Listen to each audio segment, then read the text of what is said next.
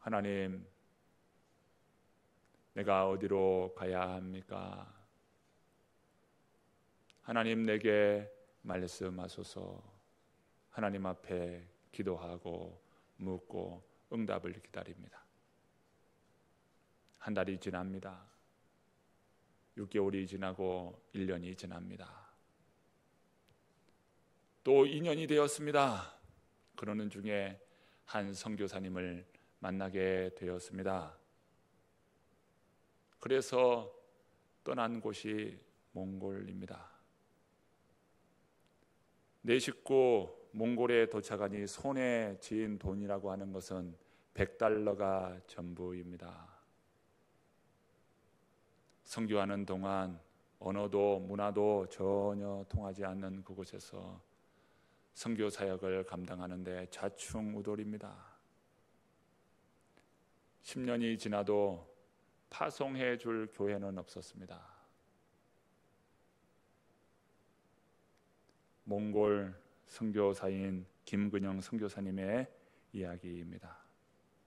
그렇습니다. 하나님의 부르심을 받고 그 부르심에 순종하여 나아가는 그 길은 철저한 자기 부인 없이는 하나님의 부르심을 감당하지 못한 것입니다. 우리는 하나님의 부르심의 자리에 있습니다. 중세의 종교개혁자들은, 우리의 모든 믿음의 사람들은 하나님의 부르심 가운데 있는 것이라 했습니다. 모든 직업은 소명이라 했어요. 목사는 목사의 직으로 하나님의 소명을 받는 것이고, 회사를 경영하는 사람은 회사 경영의 소명을 받은 것이고, 직장 생활하는 것은 그 직장에서 하나님께서 내게 맡기신 일이라는 소명의식이 있어야 한다는 것입니다. 그것이 바로 소명입니다.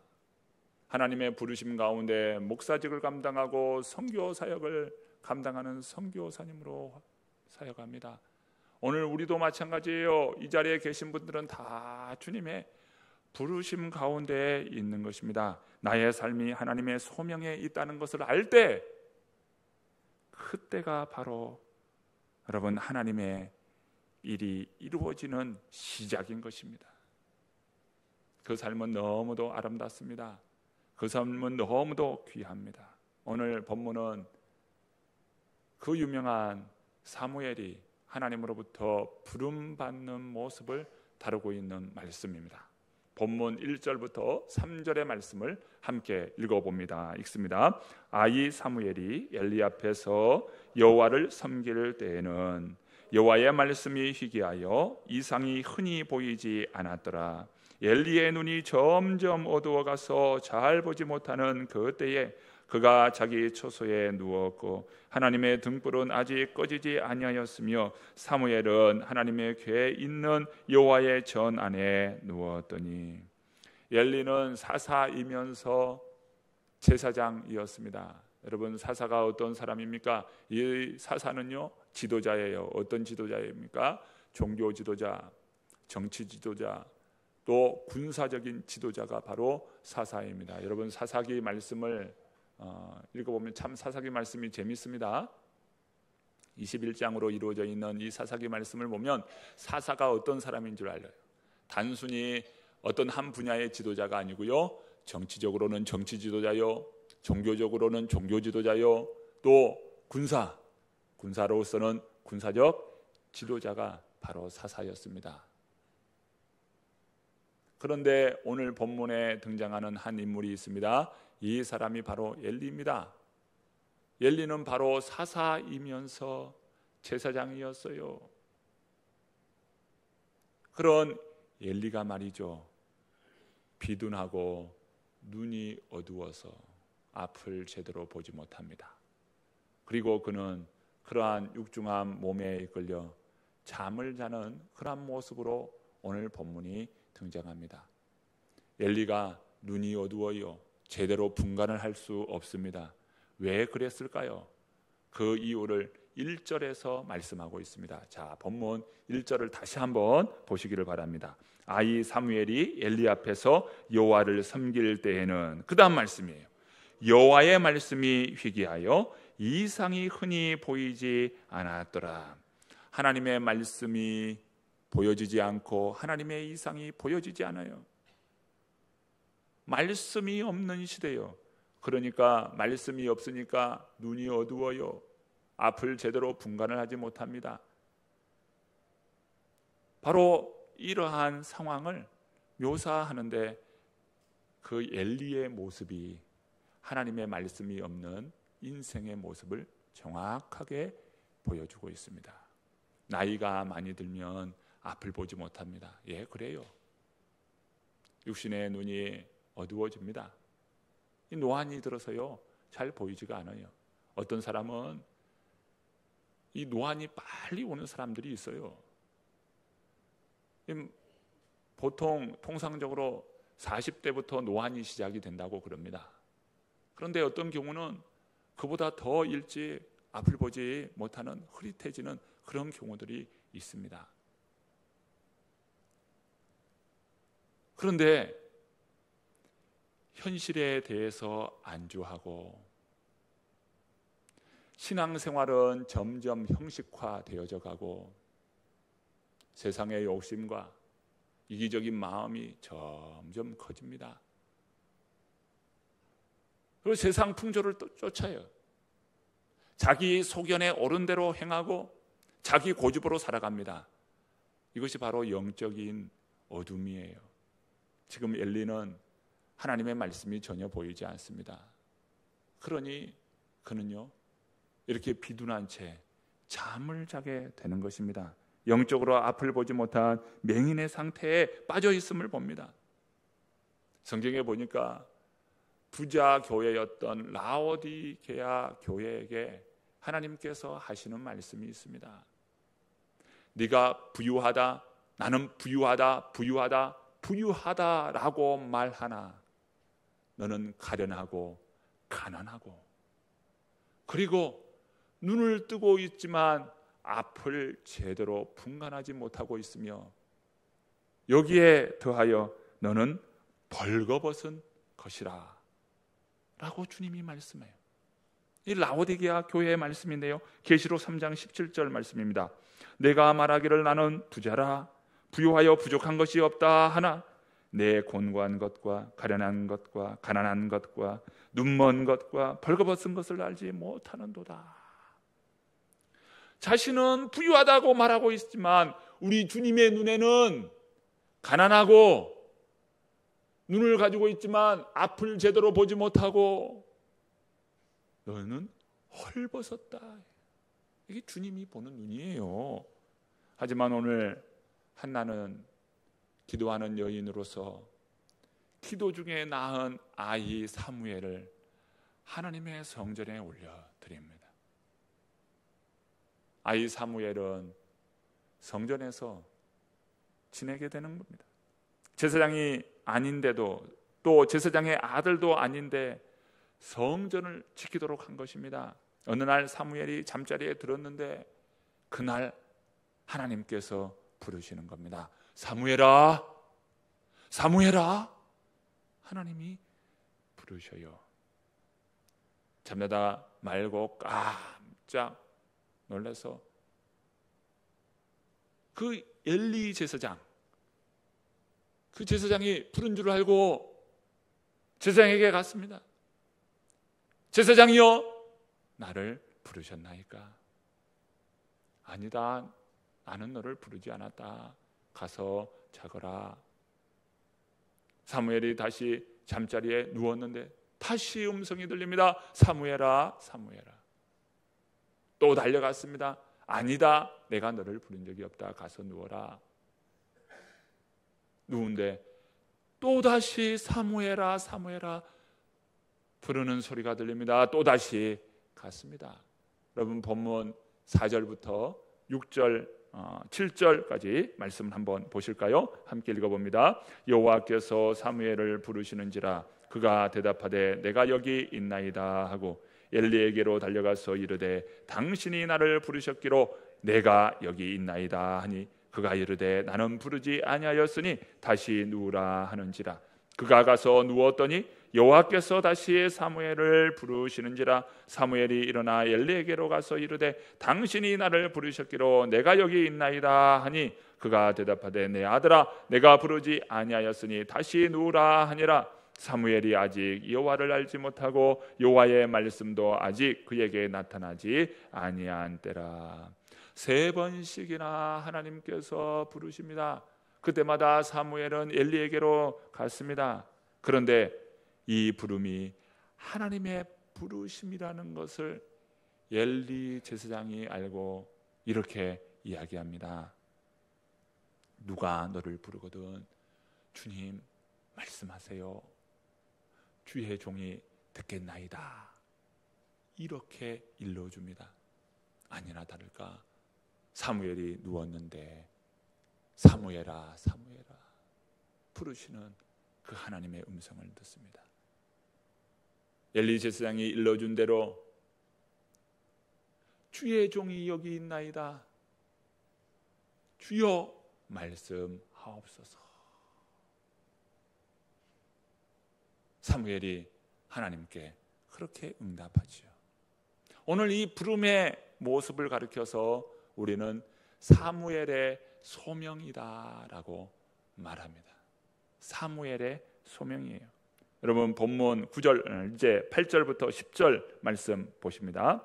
또 한번 읽어보시죠. 여호와께서 3번째 사무엘을 부르시는지라. 그가 일어나 엘리에게로 가서 이르되 당신이 나를 부르셨기로 내가 여기 있나이다 하니 엘리가 여호와께서 이 아이를 부르신 줄을 깨닫고 엘리가 사무엘에게 이르되 가서 누웠다가 그가 너를 부르시거든 내가 말하기를 여호와여 말씀하옵소서 주의 종이 듣겠나이다 하라 하니 이에 사무엘이 가서 자기 처소에 누우니라. 여호와께서 임하여소서 전과 같이 사무엘아 사무엘아 부르시는지라. 사무엘이 이르되 말씀하옵소서 주의 종이 듣겠나이다 하니. 사무엘이요 하나님의 소명을 받고 나서 그는 하나님 앞에 헌신하여 제사장이 되고 선지자가 되어서 귀한 사역을 감당합니다. 여러분 우리가 신앙생활을 하면서 어떻게 하면 주님을 기쁘시게 하고 주의 일을 잘 할 수 있을까?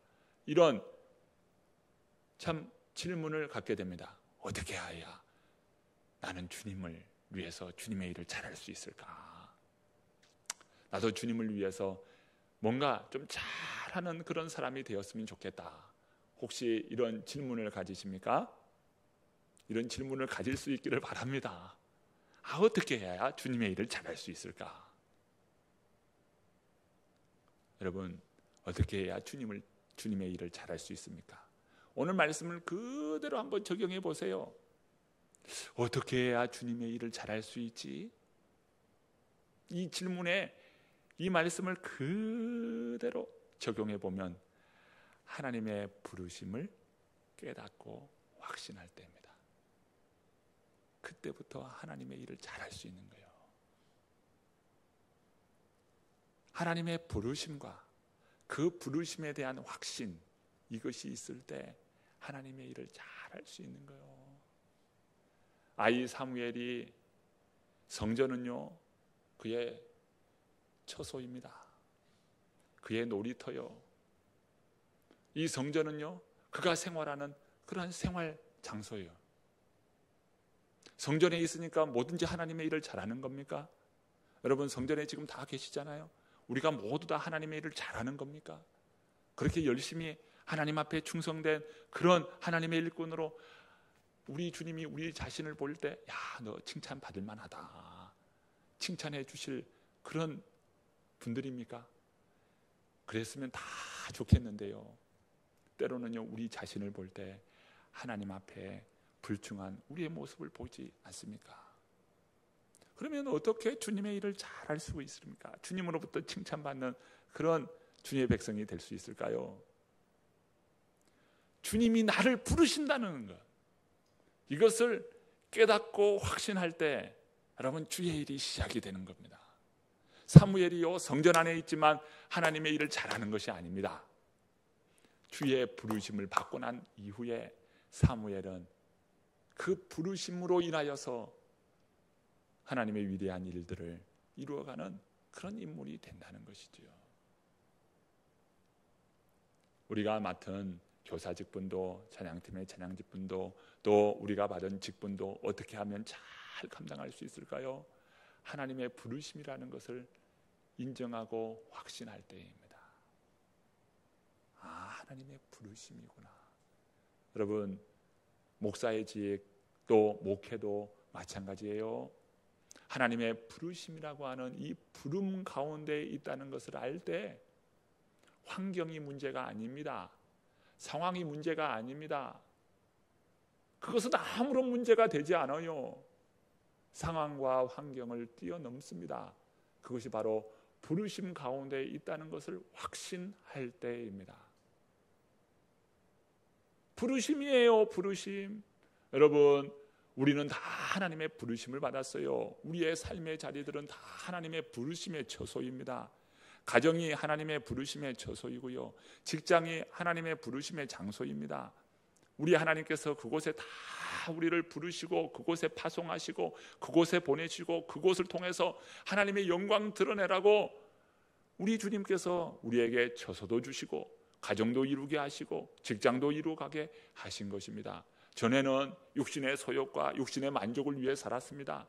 그것이 전부인 줄 알았어요. 그런데 하나님의 부르심을 깨닫고 난 이후로는 그 모든 것이 하나님의 영광을 드려야 할 그러한 장소요, 그러한 자리라는 것을 깨닫게 됩니다. 바로 그 삶의 자리에서 하나님을 예배하게 되고 그 삶의 자리에서 하나님을 인정하게 되는 것이죠. 이게 하나님의 부르심을 인정하고 그 부르심을 깨달을 때, 그때서야 우리의 삶의 자리가 하나님께 영광 돌리는 삶의 자리라는 것을 알게 됩니다. 그래서 그 하나님의 부르심을 깨달을 때 우리의 삶은요, 귀하고 아름답습니다. 야, 너의 삶은 어떻게 그렇게 아름답냐? 반짝반짝 빛나는구나. 여러분, 하나님의 부르심을 알 때인 것이죠. 사무엘은 부르심을 받고 나서 달라졌어요. 엘리의 아들들이 계승해야 할 그 제사장 직분을 사무엘이 계승을 받게 되고요, 사사 시대를 마감하고 왕정 시대를 열어가는 그런 인물이 사무엘입니다. 이스라엘 역사의 위대한 인물이 되지요. 지금도 하나님은 우리를 부르셔요. 각 시대마다 하나님께서 그 부름을 통하여서 그 시대를 감당하게 하시고 그 시대에 하나님의 말씀을 이루어가게 되었습니다. 히브리서 1장 1절은요 다음과 같은 말씀으로 시작해요. 옛적의 선지자들을 통하여 여러 부분과 여러 모양으로 우리 조상들에게 말씀하신 하나님이라고 말씀합니다. 옛적에는 여러 모양과 여러 모습으로 하나님께서 이런 모양 이런 모습으로 말씀하셨던 하나님이라는 거예요. 그러면 히브리서를 왜 기록합니까? 오늘 이 시대에 우리에게 하나님께서 주시고자 하는 말씀이 있는데, 그 말씀을 옛적에는 선지자를 통해서 세워서 그 말씀을 하지만 오늘 이 시대에 이처럼 주의 종과 또 하나님의 그 부르심을 통하여서 그 말씀을 드러내신다는 거예요. 그것을 말씀하려고 히브리서가 지금 쓰여지고 있다는 것을 보여주는 것이 바로 히브리서를 시작하고 있는 1장 1절의 말씀인 거죠. 그러면 오늘 우리는 하나님이 어떻게 오늘 우리 시대에 말씀하시는가예요. 오늘 이 시대에 하나님께서 우리에게 어떤 방법으로 말씀하시는가? 먼저 중요한 원리들을 중심으로 오늘 살펴봅니다. 먼저는요, 하나님께서 기록한 성경이에요. 성경을 통해서 하나님께서 우리를 부르시고 계셔요. 성경을 통해서 하나님은 우리를 부르십니다. 성경은 성령의 감동에 의하여 쓰여진 책이에요. 그러니까 성경의 저자는 누굽니까? 성령이에요. 성령께서 이 성경을 주셔요. 그런데 성경을 읽는 오늘 우리들에게 성령께서 깨닫는 마음, 부르심의 은혜를 깨닫도록 하시어요. 이것을 가리켜서 뭐라냐면 성령의 조명이다, 이렇게 이야기합니다. 성령의 조명. 성령께서 밝히 알도록 우리를 이렇게 인도한다는 거예요. 성령의 조명하심. 성경을 통해서 하나님의 부르심을 깨달아요. 여러분, 하나님의 말씀을 읽는 것에 게으르지 마시기를 바랍니다. 성경 말씀을 가까이 하세요. 때로는 쪽복음을 가지고 읽고요, 때로는 중요한 구절을 이렇게 메모해 두어서 읽으셔요. 또 암기도 해보셔요.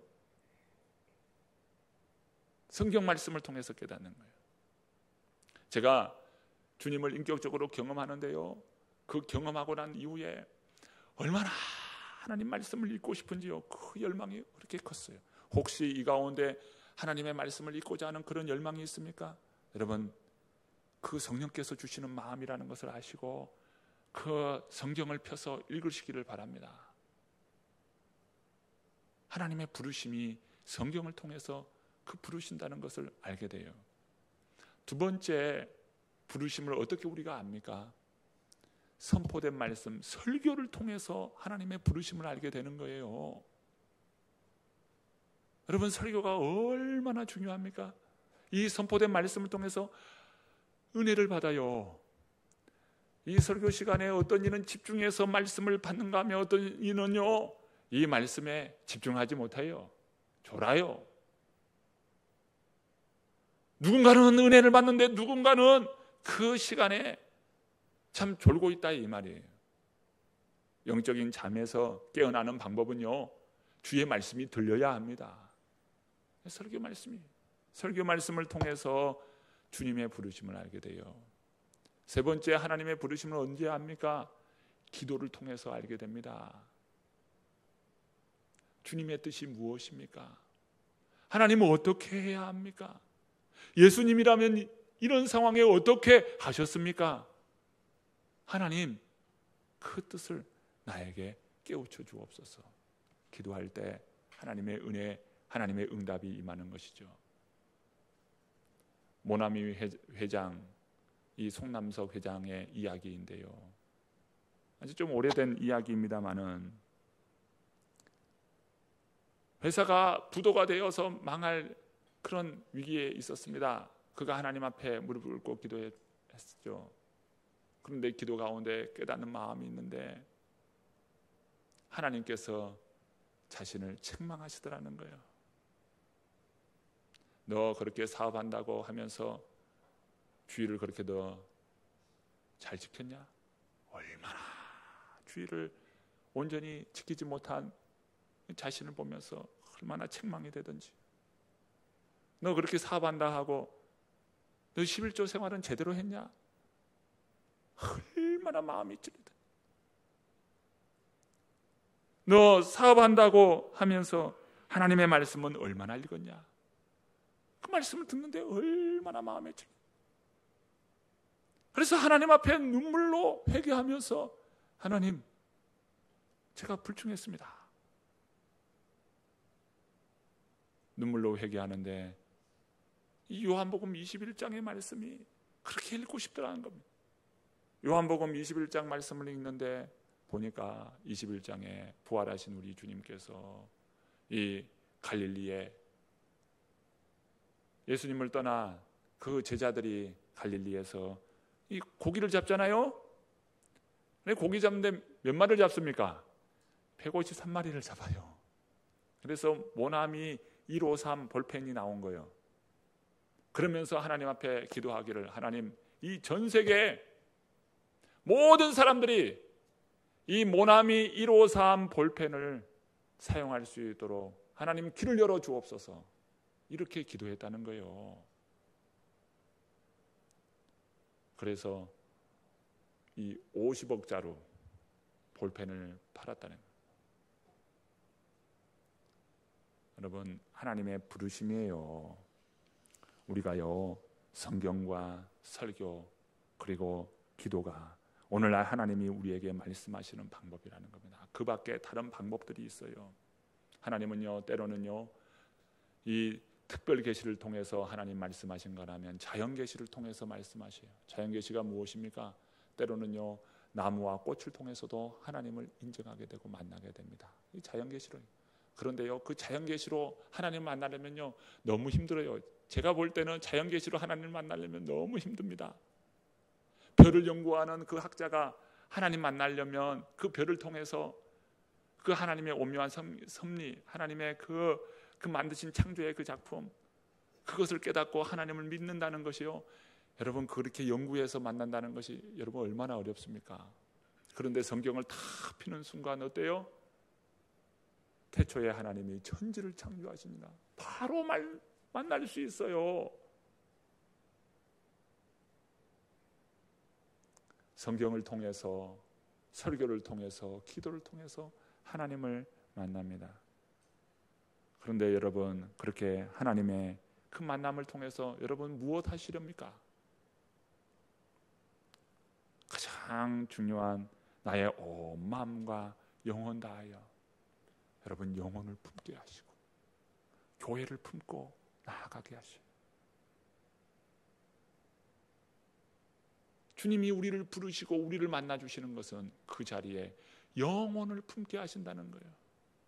여러분 영혼을 품으십시다. 그리고 교회를 품어요. 그리고 우리 가정을 품어요. 여러분 끌어안아요. 온 마음으로 끌어안아요. 여러분 끌어안을 때 어떤 마음이 듭니까? 그 영혼이 불쌍하잖아요. 그 영혼을 향한 하나님의 그 긍휼한 마음이 오늘 우리가 끌어안을 때 그 주님의 마음이 있다 이거예요. 그 끌어안는 그 마음 가운데 바로 소명이 있습니다. 나의 사명이 있는 거예요.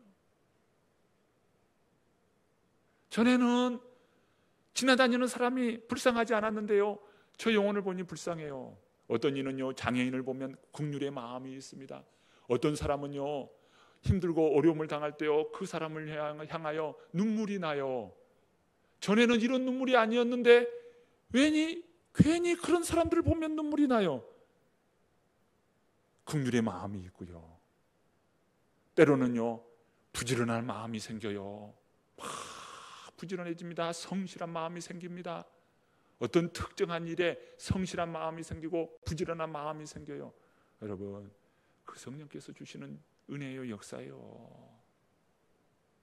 오늘 하나님의 부르심이라고 하는 이 주제로 오늘 우리가 말씀을 보았는데요, 여러분 이 부르심을 깨닫고 부르심 가운데 하나님 앞에 귀하게 아름다운 삶을 살아가는 우리 모두가 되기를 간절히 축원합니다.